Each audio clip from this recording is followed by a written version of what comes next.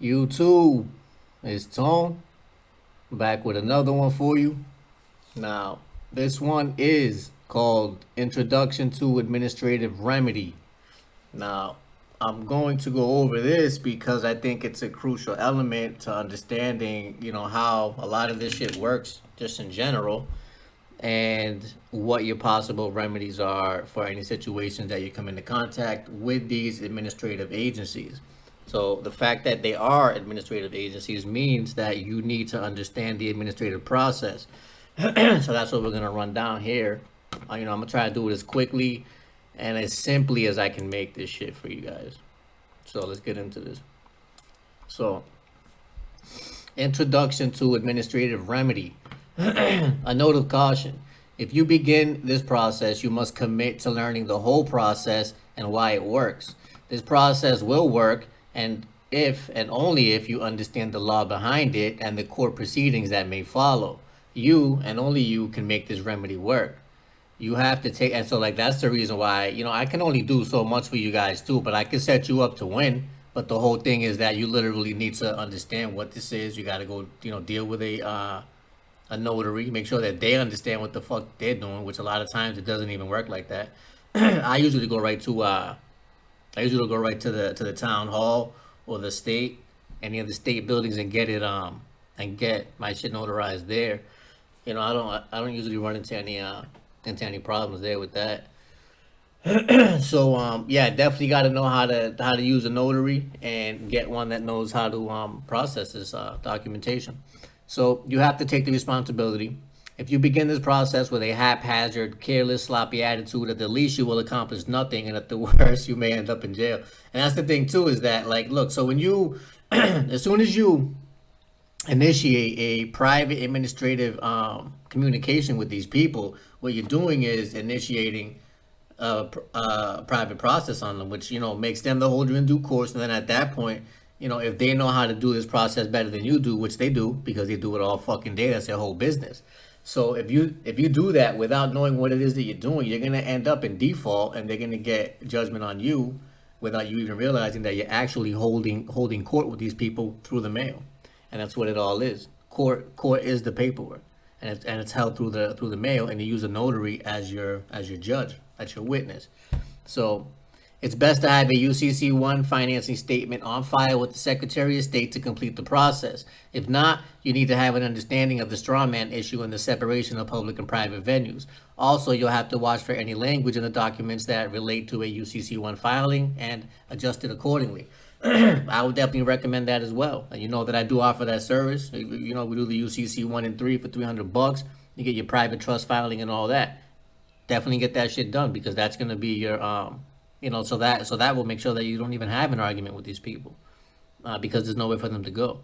So the information you may need to begin the process: the name and address of a notary who would be able to mail all your documents and also receive service, and do not and do notice of non-response and notarial protest. So the non-response is going to be because you're going to be defaulting them into your judgment, because they really don't have any jurisdiction like that. But that's not some shit that you're going to go in there and argue with them face to face about, because as soon as you walk in there, you're pretty much fucking agreeing to their jurisdiction, and it's kind of hard to get out of that. So you definitely want to get this done through the mail, so you maintain your jurisdiction and power as a man on the land, and not inside of their fucking leased corporate structure or building slash business that they're running in there. Because you're not gonna walk into somebody's place of business and then start fucking disrespecting them. That's literally like, that's their business, so they can do what they want inside that building. So first, middle, and last name, the email address, the address, telephone numbers, the name of the person and companies, police officers, judges, attorneys, probation officers, agents, loan officers, officers of companies and titles, anyone connected at all with your particular case. Not all of the above will affect your case. And so you definitely want to make reference to everybody that has a claim to your name, your trade name, and then you're going to want to go ahead and put them in the position to have to verify and validate any and all of their claims and the cause and nature of them just in general, so you know how it is that you're going to have to be dealing with them. But you're going to have to make them put that shit on paper. Right? So like, that's the main thing. The main benefit of doing this whole admin process is that there is no room for them to just run their fucking mouth. They're going to have to put that shit on paper and sign that, which they never want to do because they can't. You know what I'm saying? So because the only fucking defense that they really have is plausible deniability. So when you're putting them on notice on paper and they have to reply on paper, what are they gonna like? What are they gonna do? You know what I'm saying? They're only really winning because they're running them out inside of that building that they're leasing, and nobody can really hear what the hell's going on in there. So they can say whatever they want, and you'll believe it or not. But just make them put that shit on paper, right? If they really believe in what they're saying, then by all means put it on paper and sign that shit. So complete the administrative remedy complaint. You must keep the original. The top page must have a U.S. postage stamp affixed to the right of the flag, preferably in a light color, since you'll be signing across it. Always want to get your $1 stamp on all of these because that's going to put you right into the Universal Postal Union jurisdiction, and that will have you under treaty, and you know these people can get charged with different war crimes and things like that at that point. So because I mean that's pretty much what this is. I mean all of this shit is fucking acts of war. If you just want to call it what it is, literally acts of war. So, but they'll call it whatever they want, right? They'll call it the normal course of business. But I mean, you can call it whatever you want. You can call it whatever you want, right? So have the admin remedy notarized where required. All signatures should be in blue ink. Sign and date across the stamp in whatever color ink will show up best across the stamp. So make copies of the set, one for each person or corporation listed. Highlight one name on each copy that will indicate that the copy that goes to. So I guess apparently you're gonna just go ahead and list them all in one list and then highlight accordingly as to which one that you're mailing that particular document to, because they all have to be noticed individually, but can be referenced collectively in the documentation. So on the front of each page, copy in red ink. So no, this is a good idea, and we used it this way, but we don't anymore.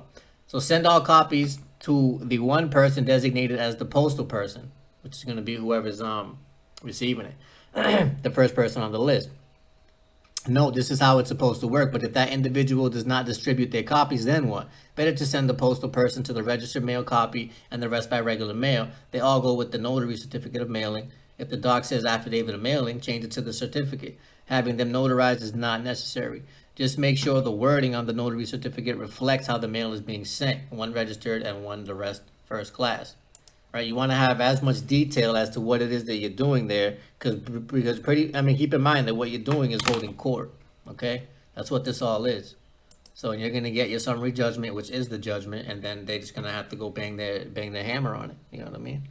So send it registered mail, return receipt requested, keep all your receipts, notice of fault, opportunity to cure. So after you send the first one, the second one is going to be a notice of fault, opportunity to cure.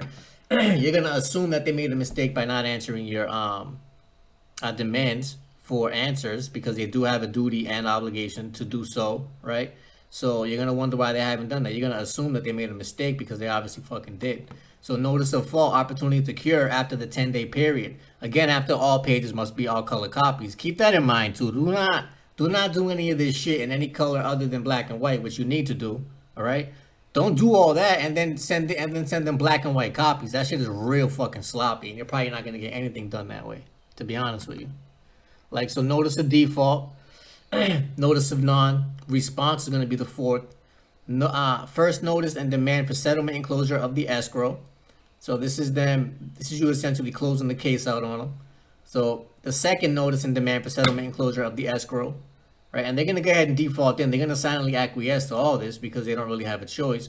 So because they're not the government, and we'll just put it like that. That's why they have to just silently acquiesce. Okay. So contractual and final notice for settlement and closure of the escrow. Notarial protest, affidavit of obligation, in which they do have an obligation like a motherfucker. They do, right? Because, and I mean, they signed up for that. So affidavit of obligation, which is a lien, so you can file the UCC1 with the affidavit of obligation as an attachment. So you're putting them on notice as to the fact that you're going to be liening them. And so it's not illegal to lien these people. It's illegal to just lien them without noticing them first. Now, mind you, when we give them contracts, the promissory estoppel and things like this, so these are the contracts you're going to want to already have in place. So they already agreed to be fined when they silently acquiesce when you send them these contracts that they can't back out of initially. So, you know, at that point, you can just go ahead and lien any of them if you want. And it's 100% legal because they already agreed to it by silently acquiescing to your estoppel, right? So this is going to put them all in a position to go ahead and get fined whenever you feel like fining them, because you already have proof that they already agreed to it by the fact that they refused to answer your documentation. So, things to keep in mind, and to show you the power of these contracts and how these things actually work. And then so you're going to be able to get your remedy via equity. Okay, that's where you're going to find your remedy. So the following is only necessary if you find a buyer for your lien. Now, after this, I'm gonna run through a few different ways that you can get your money out of these people, because you can definitely get that. Okay, so the following is only necessary if you find a buyer for your lien. Get certified copies of the UCC1 from the Secretary of State. Get apostille from the Secretary of State on UCC1, or you can get it notarized, whatever. So do certified and true copies, front and back, including the receipt pages there. And so like the receipt pages are going to be key and all this shit as well too, because that's going to show proof that you're in administrative courts and you're in admiralty and contract and things like that, because of the fact that this is all paid services. So that's going to put you right into equity. So complete the administrative remedy, print out a draft of your completed document, and use a pen or highlighter beginning at the top of each line to check for accuracy and correct context. This is one of the most important steps. So bring out one copy to take to the notary. You must find a notary willing to do the notary acceptor service, which is not really a complicated process, but some of them just don't really want to do that, especially if they don't really know what they're doing. So, which is fine, because somebody else will. So make copies of the signed and notarized document, one copy for each respondent, highlighting a name of one of the respondents on each copy. Stamp all copies. Only copies are to be sent to the respondents.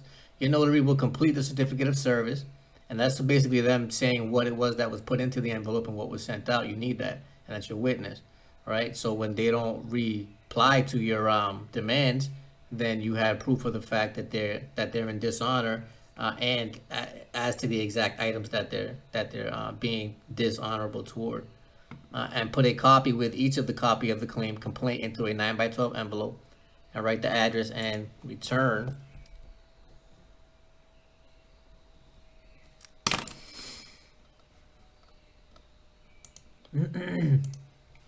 Return address directly on the envelope. No stickers allowed on registered mail. The notary or you keeps the original. Stamp all pages of original documents on the top left-hand corner, original, with the red original stamp. Note, it is a good idea since it is hard to tell the difference between an original and a copy, but it is seldom done these days. Get a 3-ring binder and a box of clear plastic 3-hole sheet covers. Begin with the affidavit of service in the front. On the back, put your registered mail receipt, return receipt, green card, and printout of the UPS tracking information from the United States Post Office site, arranged so that they can be photocopied through the plastic cover. Put all the originals in order facing front and back of the plastic sheets and put them in the binder, stored in a safe place. Do this for each notice you send. Accurate records are essential and critical. And that's a fact, because you actually are holding court here. So notice of fault opportunity to cure. On the 10th day after service with the 3 days allowed for return mailing, you do not get a proper response from the respondent, send out the notice of fault opportunity to cure. This is going to be the second package that you're sending out to them.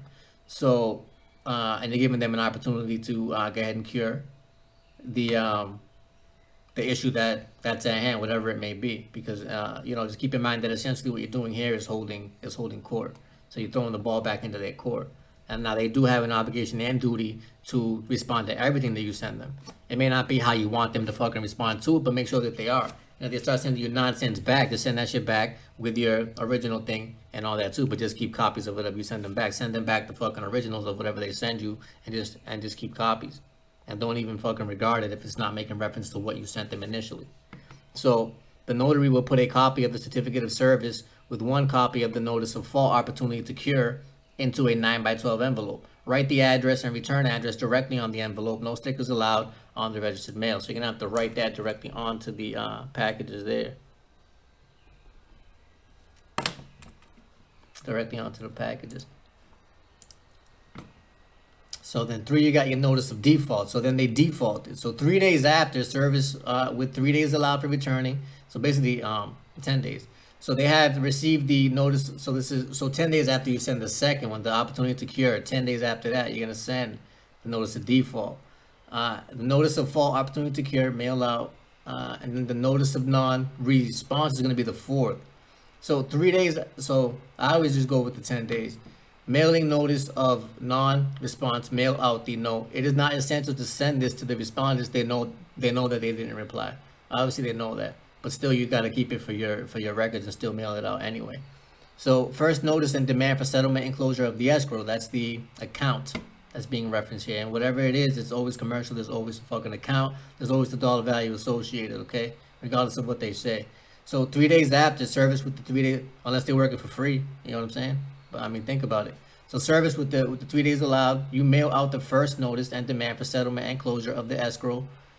6, second notice and demand for settlement and closure of the escrow. 3 days after, 3 days for service, you mail out the second notice and demand for settlement and closure. And so this is the same things that you already sent out. You're just stamping the top of them with different elements showing which mailing that this is, and then you keep track of the different tracking numbers and things like that as well. These are all things that your notary should know how to do. If they don't, I have documentation for that too to help them be able to line this all up for you. Or if you even decide to be one, you know what I'm saying? So that would be how you could do something like this. So contractual and final notice for settlement and closure of the escrow. And you're letting them know right now that they are in fact part of a contract and that they silently acquiesce to, and that you're going to be closing, basically doing a foreclosure on them.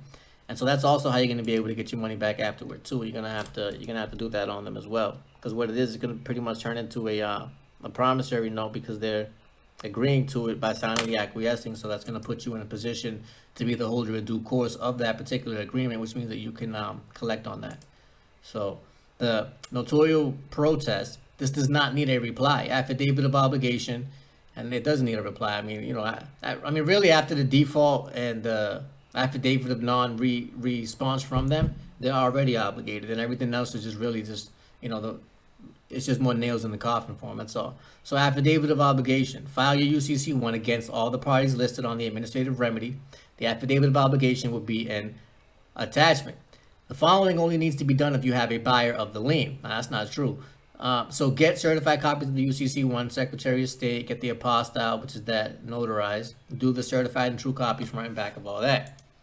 Now, so when you have that in your possession, you have the perfected administrative lien on them and all that shit, right? So now they actually owe you money, and you had proof of that. Now, what I would use that would be to offset any liabilities and obligations that you may come into contact with moving forward, and you're going to use that as the financing statement for any instruments that you're going to be creating and things like that too. So I would use that essentially as a financing statement, and have the UCC1 be the thing that backs that up, because you're going to put the UCC1 lien as to whatever the amount was that you were billing them for the whole time. You're going to put all that shit on a UCC1, lean them up lovely, and then you're going to be able to assign credits from that particular financing statement onto instruments to go ahead and make acquisitions.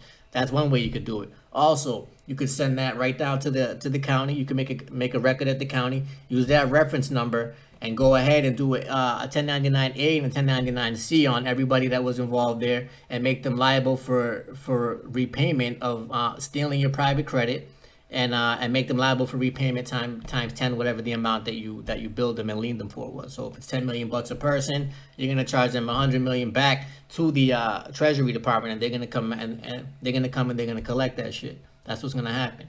So you could do that, or you could just claim that as a fucking exemption, and claim it as a fucking federal tax withheld on your 1040 or 1040 ES or something of that nature. You can go ahead and just claim that back as a taxable fucking return from the Treasury Department. What's gonna happen is you're gonna get a check for that, and then they're gonna go and get all their shit seized, and they're gonna sell it to get that fucking money back. So a lot of things you could do, a lot of shit that nobody will ever tell you, but I mean, I will though. You know what I'm saying? So, and this is what we do. So a lot of ways to get shit done. A lot, there's no one way to do anything. And if somebody tell you that they have the way, they're fucking lying to you. So it is a game of chess. Stop playing checkers with these clowns. That's what I got for you for now. Until we meet again.